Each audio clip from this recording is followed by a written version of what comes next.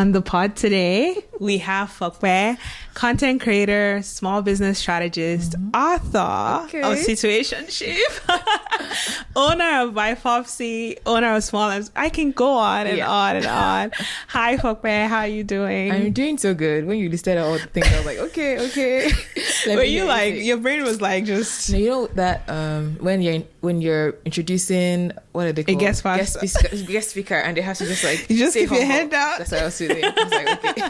But yeah, nice How to be here. are you doing? Nice to meet you. Wait, have we never... We've met. No, obviously, but we haven't met in the last like 5, 6 years. Actually, you're right. I know you as like... You know me as you know me like secondary. Yes. Okay, so nice to meet again. I'm doing well.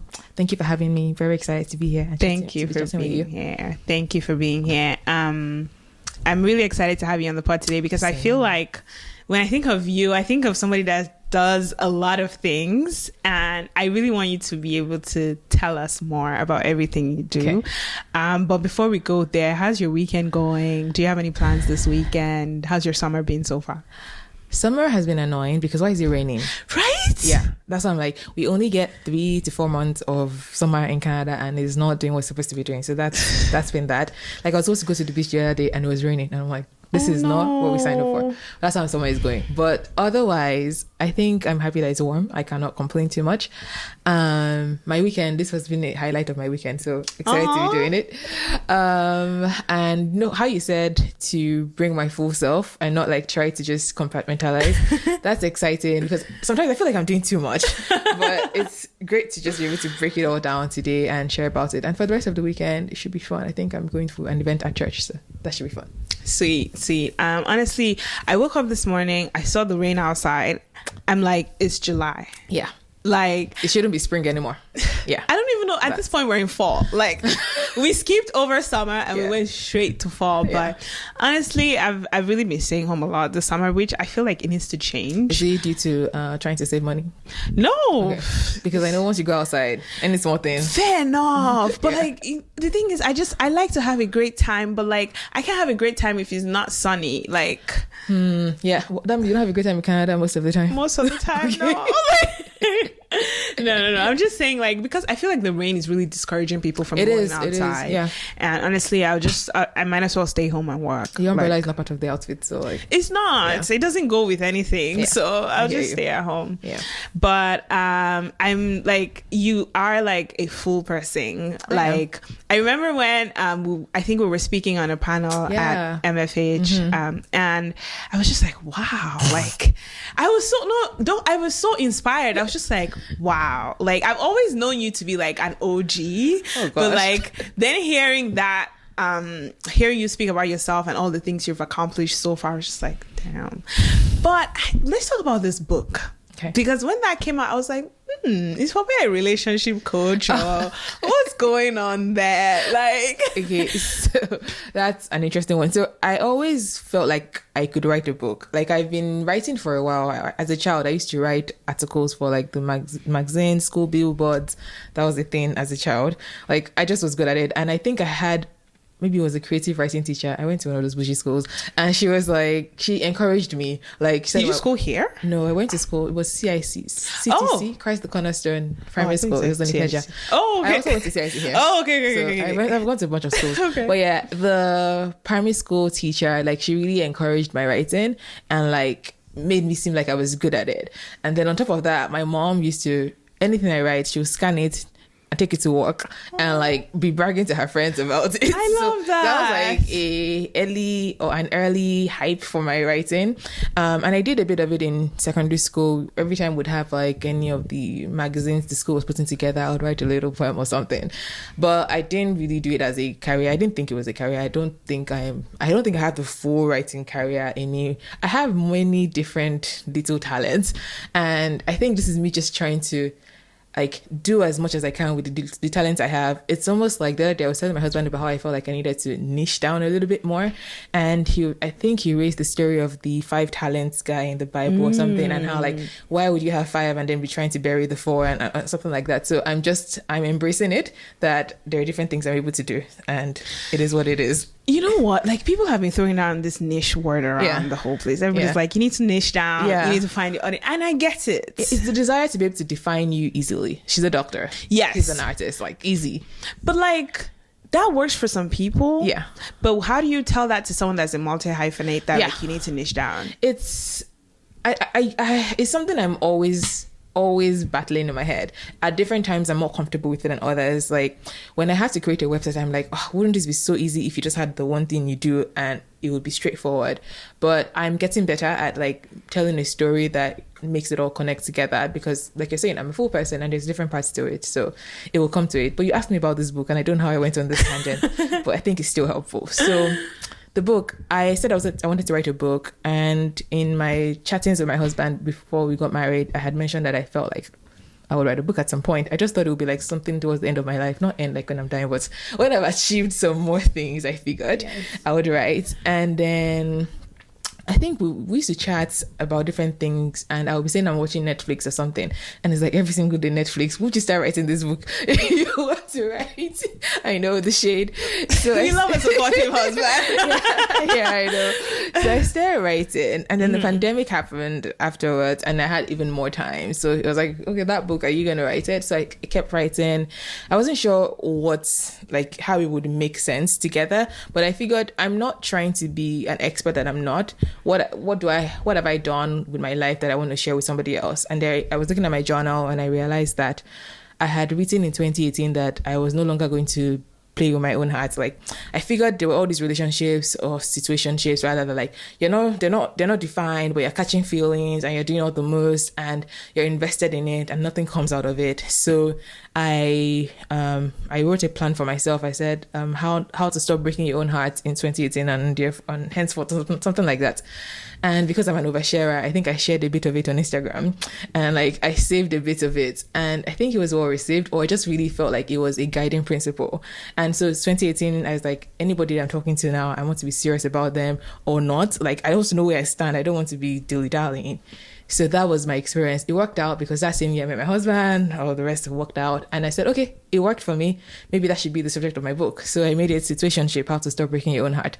So essentially it came from my own experience, and I just added structure to it, things I felt were leading to accepting little bare minimum. There we go. Why was I accepting bare minimum behavior? What should I have known better? Other things. Then I said, okay, it can't just be me. So I expanded to research other kinds of people's experiences, people that were doing the same thing. And it has been very well received. I wrote it 3 years ago, and sometimes I still get DMs like, oh my God, your book. I'm like, oh, that book. Like, it's real. So very excited to have been able to write it. I think I have more in me. I just need to like get the discipline to write it down again. But yeah. Honestly, when you said catching feelings in situations, I was just like, why are you throwing shade? Like, see, I was single for like 4 or 5 years, and like, I feel like situationships was the name of the game at that time, where people were just like giving you not even the bare minimum, it was breadcrumbs. Yeah. Like, it wasn't even here. It was just like, and because of that need to like want to be in a relationship, want to be loved, you just find yourself ending up in all these kind of situations that are not worth your time. So when I saw that you released that, I was like, oh my God, it would be really cool. Because like, I mean, to be fair, like, people like growing up, like a lot of people don't talk about their experience with it's even now that it's becoming more mainstream to talk about their breakfast, which breakfast did you, and for context, breakfast is like when you can get like served the breakup, like heartbreak served, you literally get it might not even be a breakup because sometimes you're not even in a relationship, so you cannot mourn it properly, but like nonetheless your heart has been broken because you find out that the person you were catching feelings for is engaged, and here you are,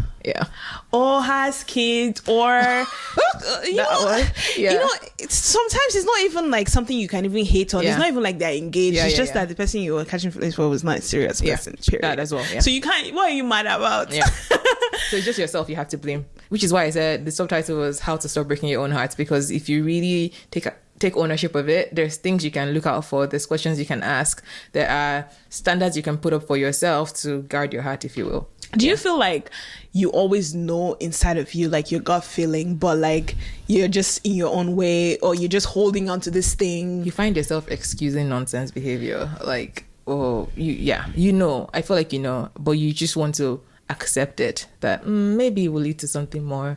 Maybe he needs more time. Maybe the story will change. Yeah. Let it not be like, I left before. Let me not raise my standards too much. Let me not do too much. Yeah.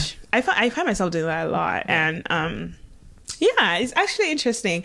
I'm really curious, like, how, after writing a book, like, what kind of expectations did you have when you were writing this book? Or did you not have any expectations and then, like, your mind was blown? Or, like, because I find people be like, oh, I should do this, I should put this out, I should put this book out, poem, whatever. And then when they get this, like you said, you're still shocked, right?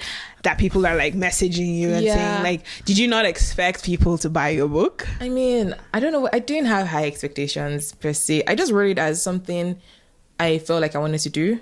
And so I was keeping my own promise to myself, essentially. So the outflow of love felt like a bonus. Like, people receiving it well. People received it really, really well. Like, so much support from friends of friends. And my mom bought it for, like, all her co-workers. I was like, thank you. But I did not have too much of an expectation, in the sense that I wasn't doing it for money or anything. It was just something I felt like I wanted to do. So I did it. But then it has helped people, because I know when someone takes the time to DM you their life story, you don't know them from anywhere and they're telling you about all these things they've done. I'm like, you guys trust me like that? But, like, it has been very rewarding to feel that. Financially, I don't even know what came of it, because I don't understand how that side went. It was, I self-published and did it on Amazon. I don't know what happened. Because I saw sales, but I don't know where the income went or did not go. I don't know. A lot of people have been talking about self-publishing on Amazon, and apparently, Amazon takes their cut. They take a good cut of it, which is a good bunch, right? Like, with all Amazon things. And I think that's where that's why you're just getting the difference. To even make it further complicated, I woke up the other day, this is 3 years later, and I got an email that said, oh, effective immediately, your book is no longer available on Amazon. I thought it was like one of those spam emails, because it was too rigid, because I thought they were trying to get me. So I was like, these people, they don't know who they're talking to. So I ignored it. Then a couple of days later, I tried the link to my book and I can't find it. And I'm like, what happened? So it turns out they said I had a duplicate account or something. I'm like, I don't have a duplicate account. I don't know what's going on. I emailed back and forth. Long story short, it's no longer there. So if I were to publish again in the future, which I probably will, I would take ownership of it more, maybe sell it directly on my own website. So perhaps I would buy all the books as much as I can. I didn't want to hold inventory, and I wanted people to be able to use the powers of next day delivery on Amazon to get it. But I don't like how much they took away for something that I felt like it was a passion project. I wasn't pleased with how it went down. So interesting. This is the first time I'm hearing someone, like, girl, I don't know what happened, share a negative review about like publishing with Amazon, because it was simple, it was nice and well done. They just took care of most of the process, but in retrospect, I think I'd have taken ownership of it more. Is it easier to do it by yourself? Is it easy, not easier? Self-publishing versus traditional publishing? No, versus using Amazon, like putting up on your website, like printing all the copies. So one of the issues is holding inventory, right? You don't want to buy 1,000 books and then not be able to sell it, right? So that's one of the reasons Amazon is great, because it's print on demand, meaning that when people order, they print it. But that's also why they take so much of the chunk of because they're doing all the work printing it and shipping it out. So easier, I don't know. I think I would try to forecast demand, like maybe do pre-orders and then print as such. I even found a local printer, as opposed to because you can print from Amazon, tell them to send a box to you, which they would, like, send 20, 50, whatever, or you can print by yourself. I don't know if it's easier or not. I haven't done the other side, so I'm saying in the future I will try it out. So I guess I'll find out. I guess I'll come back to you in the future after, because I find that a lot of people like you are like, you know what, I have a lot of stuff I want to say, and they're taking the book route, becoming authors. I've spoken to a few of them. Oh no, there's podcasts now. Everybody's doing a podcast now. No, me too. I have a podcast now as well. So I'm just like, I'm right in front of you. No. I'm also shading myself because you have a podcast. Did that come after or before the book? Oh, after, much later. Do you feel like the book like spurred you? No. Because your podcast is also focused on relationships and I don't know if they were related. Well, actually, maybe they were. So after writing the book, I started to talk more about relationships, because I figured I had things that more to say about relationships, not just situationship. So I started to talk about like best practices, about certain scenarios. Maybe I'd find a story on Reddit that I wanted to respond to, or somebody would write something to me and I'd like respond to it. So that came, and then because I was seeking this niche thing, I figured I would try to focus on relationships. But as much as I love relationships, and I will always I have an opinion about it, especially Christian relationships, because there's a lot to learn there still. I felt like I was trying too hard to fit everything into one spot. I was like, okay, I like relationships, I will talk about relationships, but there's also more. So now I'm like allowing it to broaden some more. So the podcast came. How did the podcast come? I've always been doing YouTube. Yes. So that's where it started from. And then I decided that I wanted to try to do audio as well, because the content on video can also be done in audio. So I did it for a while, but then I didn't like how it was sounding. So I took a break, got my process better. Then I added stories of resilience to what I was sharing. So not just relationships, but also talking to people and like learning about their life's journey, dealing with difficult things like immigration, sickle cell, starting a new business, that kind of stuff. So that now I've only done about 4 episodes like that, but I really enjoy those. So I was experimenting. I like that spot I found myself. So now I'm trying to go back to the drawing board and see what it looks like to focus on that area more. Yeah. Was it shocking, like when you decided, oh, I want to talk about relationships at first, and you were trying to niche down? Were people shocked? No. They were just like No. So I think that it's interesting with social media and like putting yourself out there. We think people care about us more than they do. So like on your feed, when you're posting, you feel like, oh my God, is the caption right? Is the image right? Which is good. Like put your best foot out there. But when you're scrolling, you scroll through so much content. Like you're not the only person on someone's feed. So like if you show up regularly with your content, good for you. We'll remember you. If you don't, we forget you. It's another day. So like on the one hand, I don't think it's as big a deal as we get in our own heads for. We're important, but like not that important in the grand scheme of things. I get what you're saying, yeah. But I feel like what I was trying to figure out was, because when you started posting about relationships, I'm assuming you were posting something else before, and then like you fell into this space where you're like, actually I have so much to say about relationships and my experience. I'm saying where people were like, I didn't see this coming from Fope, or So I didn't get that reaction. So going even further back, I used to have a blog that was before your time. Definitely. So I used to have a blog that I would talk about any and everything. When I traveled to Nigeria, I stayed in Nigeria for 3 months one time, so I blogged about it. I would talk about my thoughts on like something that was trending, on relationships sometimes. I have dabbled in relationships before. Here and but there. I think what I was saying was also making sense. So they did not say, oh, wow, who made you the... Like, I was just kind of highlighting things that made sense, and that was good. I also think that people will call you what you call yourself. So if you say I'm a relationship expert and you start to actually make sense in the relationship space, then you're a relationship expert. If you say you're a money expert and you start to actually learn about money and give good advice, then you become one. So it's easier than we think to pivot. You don't even have to like make grand announcements. Just show up and do the thing well. And yeah, because I'd say like I think when it was also in the pandemic, where in 2020, where I was like, actually, you know, I want to start supporting more Black-owned businesses.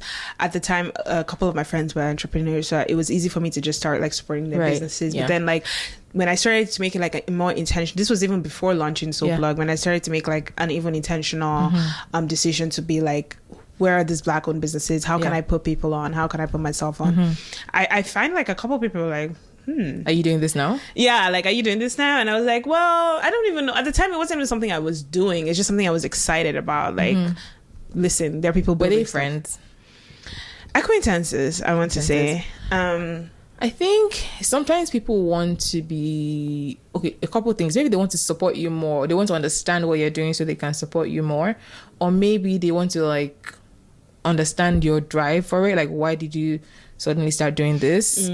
Or maybe they want to be able to define you. Again, that thing about people wanting to put you into a neat box. Oh, now Nina is the Black-owned person. Okay, now we know. It's not like they really, like, they're not out here losing sleep thinking about, oh, Nina has done this or not done this. I wasn't even losing sleep over them potentially losing sleep. I was just like, I feel like it just like hit me that maybe I'm making a pivot that people are noticing. Oh, right. And maybe my Instagram stories, for example, maybe it went from me just like going out having fun to like me now posting Black-owned businesses. And some people were like, oh, you know. I think it means they're paying attention. Right.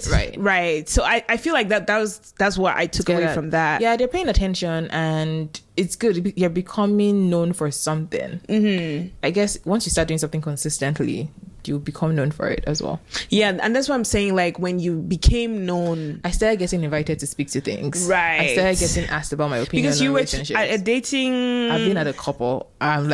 Sometimes I share them, and so you're right. That's kind of the thing. When you start doing it consistently, they start to think of you for that thing you're doing, which is kind of what branding is, I think. So like, it was, yes, because I started talking about it a lot more, creating videos about it, not just a book. Had written a book about it. I was becoming an expert, or a voice, an authority, that's the word, yes, an authority in the space. So it was becoming a thing, which also kind of like made me think, do I really want to just like stay relationship-y forever?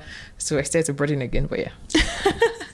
No, I really like that, because it touches on like your struggle with like niching down and defining yourself. I know when I was like, oh, you tell me a bit about yourself, you're like, where will I start from?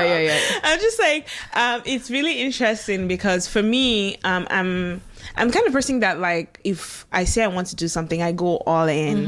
And most of the time, like, I just keep like expanding from that thing I want to do. For example, like when I said, okay, I want to be more intentional about supporting Black-owned businesses, I started shopping Black, right? Okay, you weren't kind. Like, you know, I started being intentional. And then I was like, actually, can I take this a step further? And for me, I just keep like extrapolating from there. Whereas there are other people where they're like, oh, I found this thing that I like, but I also have this other thing that I like, and I also have this other thing, and so they're trying to like figure themselves out. And you touch about like your struggle, just saying, do I focus on one or do I focus on all? Oh yeah, I don't know that I have all the answers to it yet, because I think I'm still in it. So maybe I'll look back in 10 years and be like, this is what I did, or this is what I should have done, and maybe it'll be clearer for sure. And I'm okay with that. Like, I'm okay with admitting where I'm at and sharing it, because I think that's also, I'm sharing with you earlier, I think it's also useful to someone else who is in that space or just a little behind me. Like, they can see something I've done and maybe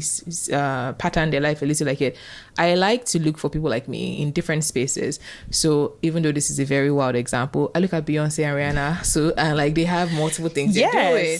And like, Rihanna has Savage Fenty, has Fenty D line, has music has the thing with philanthropy. She had music. She has philanthropy. Like, so there's different parts of her. Beyonce's website as well, if you go on it, there's many parts. Maybe on her Instagram she shares her family and her music, but like, there's other things she does as well. So I think like, we're able to have multiple parts. For them, they definitely established one thing properly first and then branched out a little bit more. And I think there's wisdom to that as well. And then I look for other people smaller that are closer to me, some Nigerians, some not, that are doing multiple things, and I learn a thing or two from them. So I'm not necessarily patterning my life after one person, but I'm like looking for other multi-hyphenates that have gone ahead of me and seeing what they're doing. I've also read books about it. So the multi-hyphen method by Emma, I want to say Gannon, she's in the UK, just talking about how there's like multiple parts to some of us and ways to express it. Because when I feel really stuck and confused, I'm not the only one that has felt like this. I'm not the first to have multiple parts to me. So I look at other people and take pieces of them, whether that's in crafting my story, in figuring out where to focus, in figuring out how to rein myself in a little bit, so I'm not overexerting myself. So I look at examples. Yeah. I really love that, because like, you didn't just like say, well, these are the 5 steps. You kind of shared like what you're doing to help you in this situation. I don't even have 5 steps. So we've talked about your book, we've talked about your podcast. Dear Foxy, by the way, go listen to it. Dear Foxy. There we go. Yeah. I'll put the link in the description. Thank you. Let's talk about By Foxy. Okay. Your business for gift giving. Yes. Can you tell me a bit more about that? Okay, so I currently live in the middle of nowhere, rural area. So I put it on hold for now because it will be difficult to ship because of just how far I am.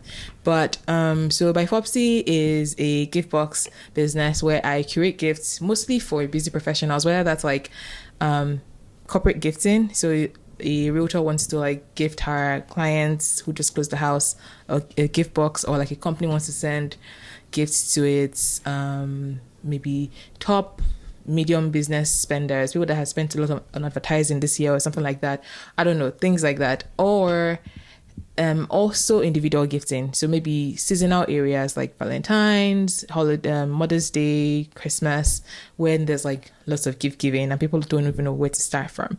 Although sometimes you know exactly, my friend wants an iPhone, so I get it for them. Other times you just want something to give your boss or someone. So I curate gift boxes. I look for things I enjoy. I sample everything. So soaps, cookies. I love my cookies. Candles, journals, things that are giftable, and like package them properly. It came from when I was unemployed a while ago, and I was looking at different things I could potentially do. So I keep a running journal of like ideas. That's not that problem. So things I could do. Life of a multi-hyphenate. I have so much there. Like if I have somebody to manage it, I would still like to run I said I just pivoted, but let me say it. A brand for mid-size and plus-size women that is modest, because we lack proper clothing that's good price. I know how much goes into the logistics of it, so I just have packed it, but I would like to do that at some point. So if you see it happen, you heard it here first. No, you did hear it here first. But to your point about modest clothing, I was seeing on Twitter the other day, and they were saying, do you dress modestly, or are you just a size B or something, B cup or something? And I was like, to be fair, like I see this a lot. Like it's hard, very hard to dress modestly when you have a big busty, big hips, everything. If one thing on your body is big, that thing is gonna make stomach, everything. Yes, makes everything difficult. It makes everything just difficult. You know what? The one I hate the most is this. The current. We should go back to by Foxy, but yes, let me finish. the trend of corsets, not necessarily in ready-made dresses, but in all these. Ashwebi? No, not Ashwebi. Actually, I meant the other way. Not necessarily in Ashwebi, in ready-made dresses. So like in H&M, whatever, Zara. These ridiculous cups. So if you now have big boobs, the cup will now be above up here. Boobs. I'm like, what is this? And I can't necessarily judge the girls wearing it, because I'm like, girl, I feel your pain. I understand how difficult it was, but I'm like, why? Like everything is made for smaller bodies, or like for some standard bodies which don't really exist. I need to figure it out. I have had that one in my idea list for a while, so maybe one day. Okay, back to idea. So we'll come back to the idea list later. Yeah. So By Foxy was something I had written there, and I had in fact tried to, I designed a bunch of things, but I didn't have money to start it at the time. So later on, when I started working and I had the funds, and I was like, I would like a side hustle. So I did it. I researched the boxes, the kind of vibe I wanted, who I wanted to serve, and then I started. So I started by finding mentors in the space. So I didn't necessarily tell them they were my mentor. I just looked for people that were doing what I wanted to do. I found one, I can't remember her name. Tick and Twine, is her brand. So she had a group that she was also teaching other people that wanted to do gift boxes how to do it. So I learned a lot about buying things wholesale, who to target to make sales a bit more steady. I was just learning from them. So, and it has been going well. So when I started, I actually didn't even start on Instagram or anything. I was pitching directly to people, because there's a lot that still happens in the emails. So I was doing that, and I got my first client, who then referred me to my next client. So that was really awesome. So that's how I started, and then it was going well, but I realized that it required a lot of my, like, you had to work on it. You can't just like, it doesn't run passively in the make money in your sleep. No, it's not that kind of, man. I have a whole story about that. Do you have make money in your sleep business ideas in your list? Yes, I do. YouTube is my make money in your sleep idea, and I need to grow it, and my podcast, because if I build enough of a back catalog, it continues to work for me, because people continue to listen to it. So I continue to see those downloads grow. I continue to be appealing to sponsors. That is I'm working on it, girl, because I don't want to work forever. So yes, make money in my sleep.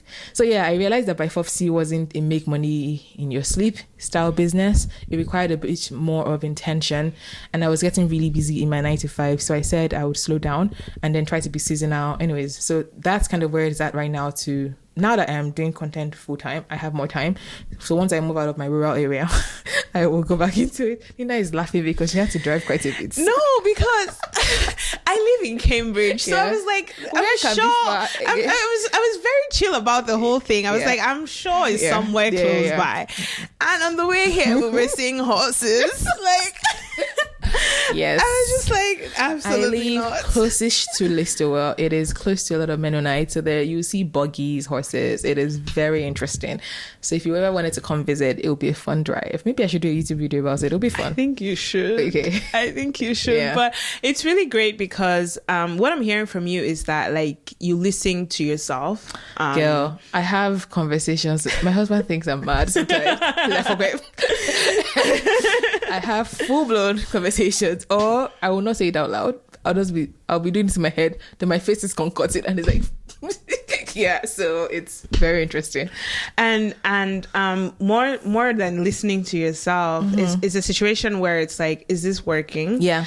And even if it's not working right now, could it work in the future? So you're not putting a full stop, you're just pausing. Yeah. So, and I really like that because I find a lot of people get frustrated. Yeah. Especially with entrepreneurship. Yeah. See, there are no ropes, there are no steps, you know. In your case, you've made that proactive decision to reach out to people or learn from people that have gone ahead of you.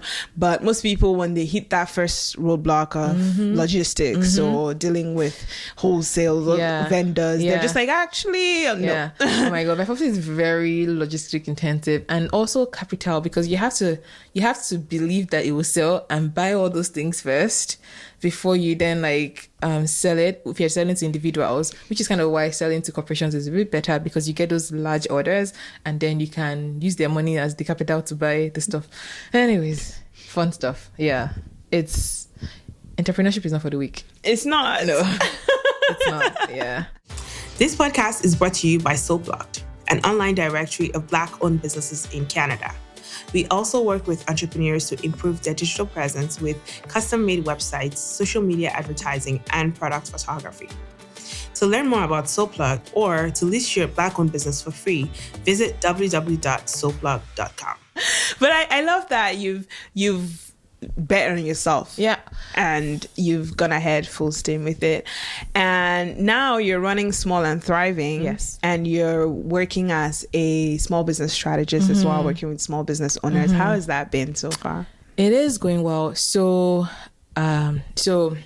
going really well. I was working at Google as a small business lead in Canada for a while. So I learned quite a bit about the world of small businesses, how many there are in Canada, different sectors, tools that small businesses need, the pains they have, and the issues they're facing. And I learned that when I left Google, I didn't really use it again. I was like, I really want to do this because I do all these entrepreneurship things in different areas for myself. I haven't even talked about working with my husband at Image Studio, like create websites. There's too much to talk about. But yes, I figured I was in it with small businesses, as well as able to take a step back to help them work on it in their businesses. So as a small business strategist, I'm trying to help businesses not just work in their businesses, but also on their businesses. So how are you going to grow? What are you doing?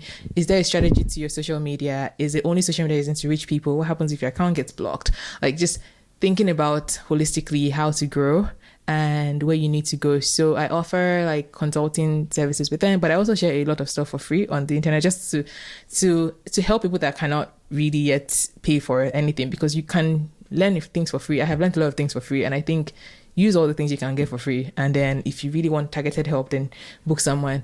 And then I started a newsletter as well to just share more things in depth.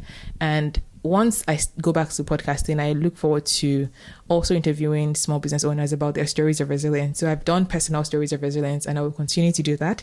But I want to also share, I know how, like, I want to say soul sucking, but like how deep it can be. And like, it takes a lot of, balls. I don't know if that's clean, but it takes a lot of grit. There we go. A lot of grit to bet on yourself. Yes. You wake up some nights, the account is not counting, the money is not right, and just like believing in yourself. A little bit of delusion as well to just know that this has to work. And I want to like share those stories more. Sometimes I find that like you doing this is awesome, like highlighting Black stories. Thank you. Yeah, a lot of the podcasts are run by white people, which is great. Their stories are very important and can inspire you, because inspiration is not like only based on race or whatever. Yeah. But it can be very nice to hear people like you doing the thing you want to do. So I think that more minority businesses are missing in the stories. So it's good that you're doing this. And when I start talking to small businesses as well, I will probably start with people that look like me. So there's that. I'm thinking of someone that he has run the African store in Hamilton for over 20 years. And like, I'm just like, he has this really small shop, but I know he does serious money. Of course. So I'm just looking forward to talking with him. And I'm a very curious person by nature, which just comes across in the podcast as well. So I love to draw those stories out. And like, sometimes you will not be a small business owner listening, but you will just hear something in their story that's like, okay, I'll keep going, I'll push another day. And that's kind of the gist of it. But yeah, I love working with small businesses because it's their passion projects they're working on, and it's all these, they put in a lot into it. So just being able to come alongside them to give them support with their strategy, with their marketing is what I'm living for at the moment. I definitely like felt so seen when you said how soul-sucking entrepreneurship is. But the thing is, you have highs, you have moments where you're like, I can do this, right? And that like pushes you. When you sign a new client. Right. Yeah. Or you just wake up one day and you're just like, wow, it's all dawned on you how this is going to blow, right? And that carries you, and then you have a bad day, and then it's just like, I know, you know, and then it's so inspirational, like seeing other people navigate those highs and lows. And that's actually one of the inspirations, one of the things that pushed me to start this podcast as well, because I'm like, entrepreneurship is a roller coaster, but you know, roller coasters are only fun when you go with people. Like, oh, that's so good. Like, they're only like, you can only like, you'd be like, oh my god, it's so scary, oh my god, it's so fun, right? So I find that that's also what pushes me. But I also know from working with small businesses that it cannot always be easy. I was thinking at one point of many ways I could take Small and Thriving. I was wondering even a community aspect, just like having people to bounce stuff off of. I don't know how that would work, but I thought about it that maybe it would be nice to just have people to bounce ideas off of. And because we mostly work by ourselves, just people to work with sometimes, to think with, because that's one of the things about having co-workers, if you have good ones, just to be able to bounce an idea off of them. And it's just the need for community is important. I remember when SoPlugged launched SoPlugged Pro, like designing websites and marketing as well. How's it going?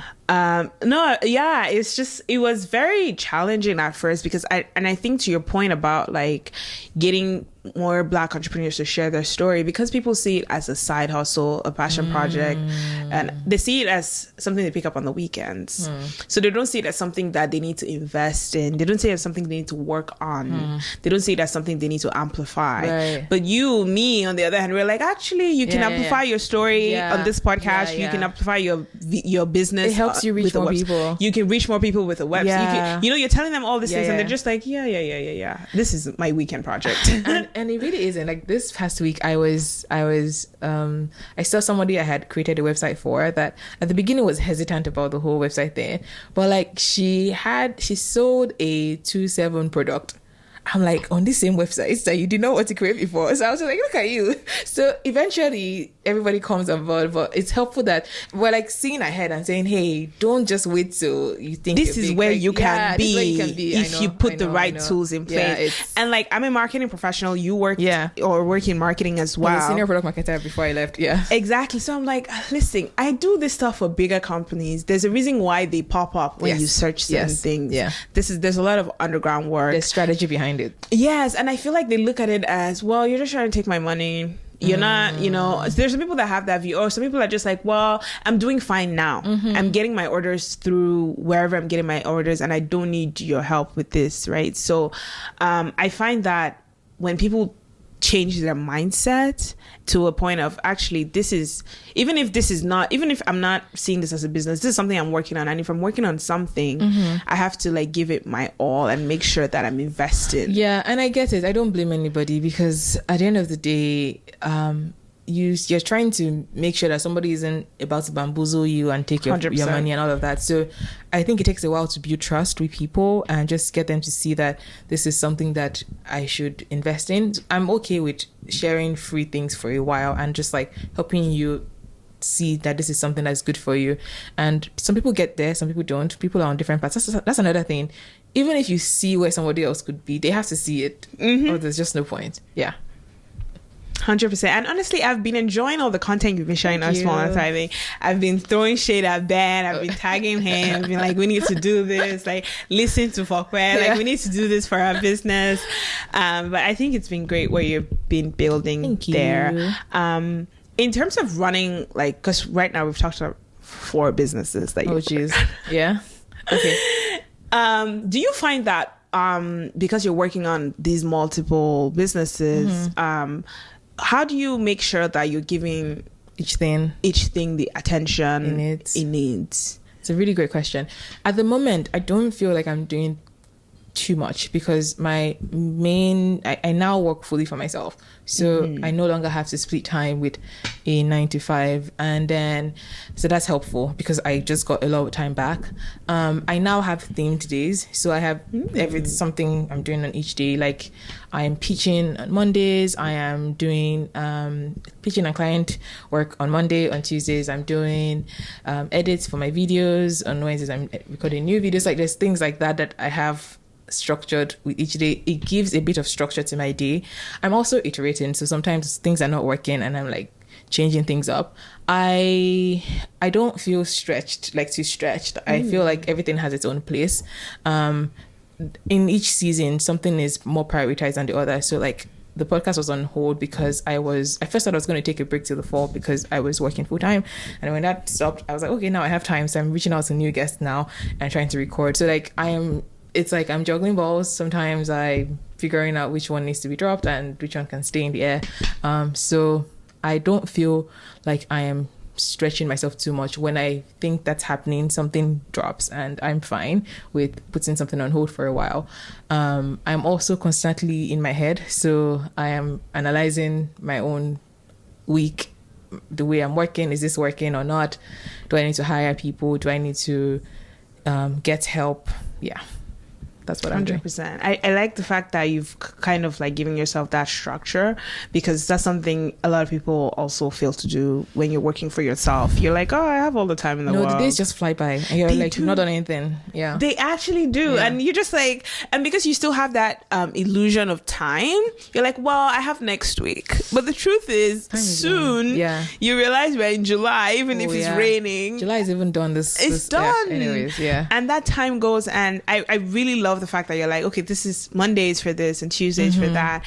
Are you applying for any grants? Or I didn't find any that were catered towards me in Canada, so I'm going to look again. I subscribe to a couple newsletters that have like grants for creators, grants for small businesses. If you find any, please send them my way. I'm happy to see I actually just found a grant for podcasters. But I was going to include it in the next newsletter. But the thing is, I found about it from another podcaster on Thursday. I found out they got the grants, right? And I was like, wait, there was a grant for podcasts? I have Google Alerts as well for grants for podcasters. But it's very messy because it just, things that are not related, it's sometimes not I get it. So I don't like it. Yeah. I know what you mean. And there's a newsletter called Grants for Podcasters that I also subscribe to, but then the good stuff is paid as well. So like I need to get my act together. What do you mean the good stuff is paid? She has a paid newsletter. Stop. I know. Everybody's got to secure the bag, you know. Stop. Yeah. No, I'm also subscribed to a bunch of newsletters. I try to share them on SoPlugged's page when I see them. But I find that a lot of people, they only share after they've gotten the grant. I find that a lot. I guess they don't want to increase competition. It makes sense now. Yeah. If you were going to get it, you're going to get it. Yeah. There's nothing my application would do to like... Yeah. But yeah, people feel the need to hoard things because we are doing survival of the fittest. Yeah. Cool. Well, you were touching on the fact that you work with your husband and his business. Is it pronounced Image? Image. I was like, how do I pronounce I know. He'll be like, is it in my gaze Image? Yeah. And you know how you have a voice in your head? Like the voice in my head just like iterates different pronunciations. Yeah. Until I hear someone say it, I'm like, yeah, Image to do. How is that? It's nice. Was he your first small business client? In a way, maybe. I mean, I don't know if I would count him, but like we always bounce things off of each other. I think for me, he's more of like counselor, soundboard. It's like, you need to pay me. I'm like, I'm married to you. You married me. Like, that's the ultimate. What I say. What else I know. do you need? I know. But like, ultimately, we bounce ideas off of each other. He's like first recipient. I'm like, that doesn't really make sense. Tweak it some more. So I'm very happy about that. So Image Studio, he's before he met me, he does a lot of light sound design. He's really great at it, and like does it for people, does it in church, does it for business as well, and also worked for like light and sound design companies in the past, so like he's really great at it. But then so event production for like concerts and stuff like that he does, but he's also really great at graphic design and like does logos and things. So when people would come to him to design like a product package or something, they're like, oh, do you do websites too? And he's like, not really. I was like, I can do that. So that's kind of how it came up to like merge that as well. So they would create logos, new product design. So like people are selling like Zobo in a pouch kind of thing, just like a drink in a pouch, like to design that. And they have things that go with that, events they want to use to launch the event. Events they want to use to launch the product rather. And then so creating websites for them as well, and helping them get set up online, how to accept payments, how to set up services on the website to like collect take bookings with a calendar, just things to digitize your business essentially. And people generally sometimes are just afraid of where to start. Like we gauge where they're at, see what kind of support they need, if it's stuff they can figure out by themselves, or if something they need help with on the long term, or just they want to do the project. So that's why I come in with the marketing and website design part, and he still does the audiovisual and graphic design side of things. So it's like a well-oiled machine. Like, yes, it works because like it ties into what you're doing in Small and Thriving. Yeah, I considered like leaving it there, but I was like, I want to do my own thing by itself. And that's kind of where it was. Yeah. Yeah. No, I love that. I always love to see people working with their partners. I find like I don't know, I just love the dynamic. It's cute. Yeah. It's cute. Not even the cuteness. It's just like, you know how they say opposites attract, but now you found a way to complement. Yeah. And I find that really amazing. What is your biggest takeaway from like working on all this things? Because this is 5 things now. And maybe even accounting. I wanted to say accounting. So I'm okay to. So I don't know that all of them will be forever. There's that. Like I'm okay with doing something for a season, and then it worked, or it worked for a season, or it did not work, and then we drop it. I did flowers for a short season. I did my own bouquet for my wedding, and I was like, I wonder if more people want this. So I did it, and then I was like, not really. I did it for one friend, and then another, and I was like, well, it's not really working out, so I left that. And I think that's okay. When I watch/listen to How I Built This by Guy Raz, and in hearing all these massive entrepreneurs like Sir Richard Branson of Virgin, Tokwe Awo Tono, I think, of Calendly, if you listen to their stories, it's not always like, bam, this idea came from heaven and it blew. If you hear some of the things they've done, I think Tokwe sold things door to door one time. I'm like, so it's okay for your path to be a bit windy and not to be straightforward. Maybe one of them will eventually be a big thing that I'm able to focus on. Maybe they will all serve a purpose. One of them fueling my account, one of them fueling my passion, one of them fueling joy. I don't know. Like they have different purposes. So I'm okay with doing different things. And maybe one of them will lead to something that would be the big thing eventually. But even maybe not. See Virgin. There's Virgin everything. Virgin, I think there was a drink. They tried to do Coca-Cola one time, like the Virgin version. The cruise, the airline. Yeah. I think they have hotels. I don't know. But like they have so many things as well. So it's okay. Like if you have multiple skills and multiple talents, use them. There are certain opportunities that present themselves to you. Like if you have money and you're able to do the gift box, then do it. If you don't have it, maybe pack it for a different time when you have like... There are opportunities for each idea in each season. So try it. It doesn't hurt to do it. You will learn something. There's nothing you won't learn from. You either learn that you don't really like it as much as you thought you did, or maybe it actually isn't a path that you're able to fully embrace right now. So don't feel like you have to commit to one thing for the rest of your life. If you start it, you will learn from it. If it works well, you continue. If it doesn't, you will learn and you will move on. So I'm very okay with it. If I have learned anything, it's that it's okay to experiment. You will learn from all of them. I really love that you said that, because I find that I think it's cultural, the fact that we're so scared of experimenting. Failing in public. Failing, actually, that's the word I'm looking for. It's there's a stigma attached to it that you're just like, it's your ego now. You don't want to seem like, for me, for example, I've been creating videos on YouTube for about 4 years and I have 370 subscribers. Congrats. Girl, what? Like, it's not a lot. It is. People think about someone that has one. No. Okay, fine. I don't want to put a downer on it, but like, that's someone's goal. I know, but then I think about it, and like, that's 370 people. It's not just like numbers. If that's a driving church, if that's you put them bigger together, than a lot of churches, I know. So like, that is a good size. And then I put a video out, and then on some days it gets 200 views, on some days it gets 50 views. But even that is like 50 people gather to watch this. It feels like failing in public, because people can see those views. Now see, oh, okay, she's not getting views. Yeah, people can see those views, and I'm like, I know what you're saying. What are you doing? So it's almost like, it can feel embarrassing to fail in public. But okay, I go to places, or my sister or my husband go to places, and people are like, oh, you're Fope's sister. I'm like, so you know me? Why don't you subscribe, man? So like, there is that. So people are watching it. People are seeing it. Their lives are being impacted somehow. And it's not just all about numbers. So it's also just giving yourself freedom to say, okay, success is not only one thing. It's not only big numbers. It's also like lives being impacted. It's also people learning something. So like, it's all of that. And I'm okay failing in public, because it's a prerequisite to success in some ways. You have to be shameless. Honestly. Yeah. You have to be, because what I was going to say is, I think is our cultural definition of what success looks like.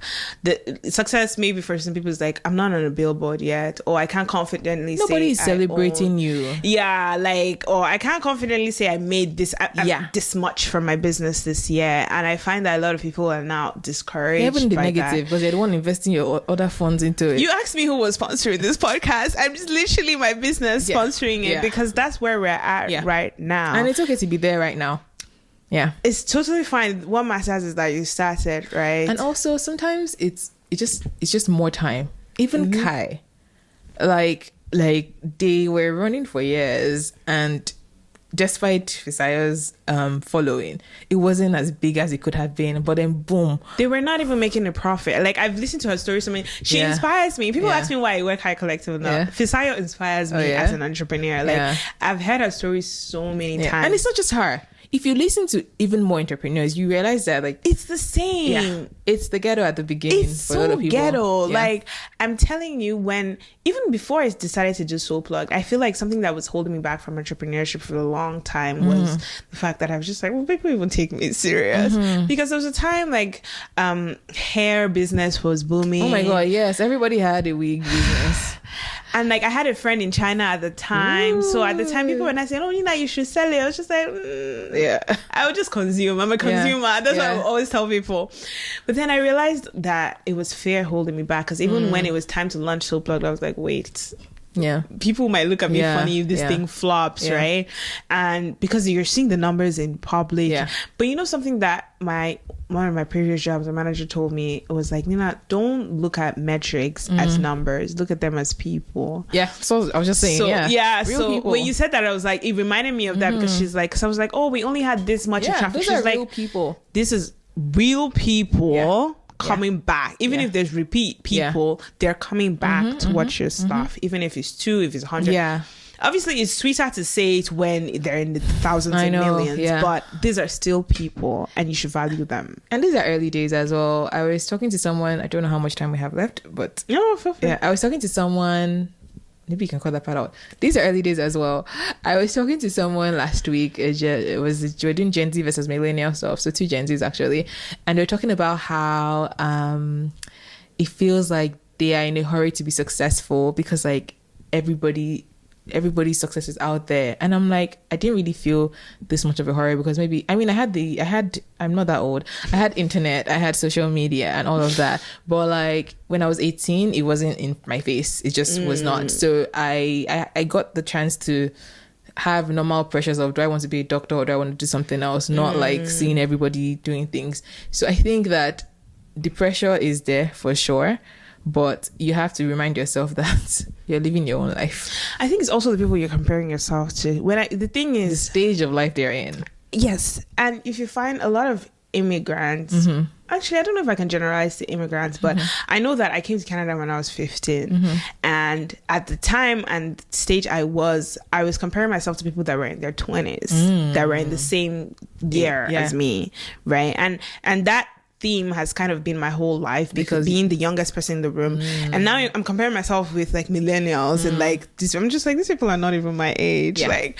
But it's. But you're seeing them. I'm seeing them. I'm seeing all they're doing. We graduated at the same time. I'm seeing all these things, like, and so in my head, like, you know, so that comparison is just like always in the background. But I sometimes have to remind myself. You gotta give yourself the pep talk. Like, and that's why I'm like, I can relate to you talking to yourself, because I have full on conversations with myself. And who's like, gonna talk? Like, I have who to. Else understands who's going to get it? Like, who's going to analyze my thought and be like, stop it? Yeah, 100%. It's me. But honestly, I've had such a great time talking to you today. It's been an amazing conversation. I was saying how nervous I was about what I was going to say, but this was really great. And yeah, wherever you are, whatever stage you are, don't discount your experience. It's kind of it. Like, someone else can learn from it. I'm very happy I said yes to come in.